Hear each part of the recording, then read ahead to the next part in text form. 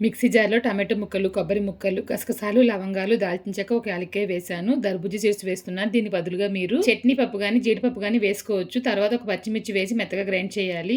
Cooker పెట్టి oil వేస్తున్నాను. దీంట్లో లవంగాలు, దాల్చిన చెక్క, సోంపు గింజలు, ఒక యాలక్కాయ వేసాను. బిర్యానీ ఆకు వేసాను. తర్వాత ఉల్లిపాయ ముక్కలు, పచ్చిమిర్చి, కొంచెం కరివేపాకు వేసి, కొంచెం ఉప్పు వేసి, ఉల్లిపాయ ముక్కలు బాగా ఎర్రగా వేగే వరకు వేపాలి. ఇవి బాగా వేగిన తర్వాత దీంట్లో అల్లం వెల్లిపాయ పేస్ట్, కొంచెం పసుపు వేసి బాగా వేపిన తర్వాత ఇప్పుడు దీంట్లో కారం, ధనియాల పొడి, నేను ఆచివారి బిర్యానీ మసాలా పౌడర్ వేస్తున్నాను. టేస్ట్ చాలా బాగుంటుందండి. తర్వాత రుచికి తగినంత ఉప్పు వేసిన తర్వాత బాగా ఫ్రై చేయాలి.